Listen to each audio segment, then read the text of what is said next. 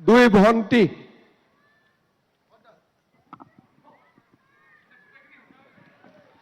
সকলোকে ধন্যবাদ জয় হিন্দ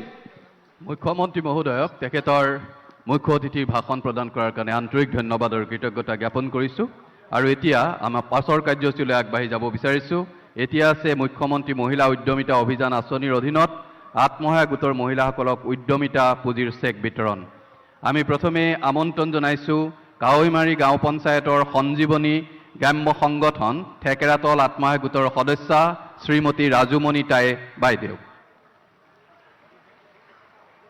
শ্ৰীমণি ৰাজুমণি টাই বাইদেউ তেখেতে মুখ্যমন্ত্ৰী মহোদয়ৰ পৰা তেখেতৰ চেক গ্ৰহণ কৰিব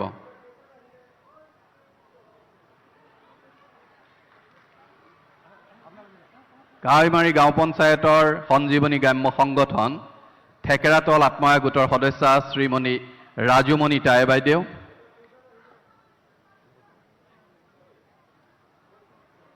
ইয়াৰ পাছত ৰুদ্ৰসাগৰ গাঁও পঞ্চায়তৰ সতীৰাধিকা গ্ৰাম্য সংগঠনৰ জয়শ্ৰী আত্মসহায়ক গোটৰ সদস্যা শ্ৰীমতী মিনু দাস মহোদয়া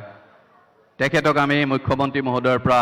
তেখেতৰ চেক গ্ৰহণ কৰিবৰ কাৰণে আহ্বান জনাইছোঁ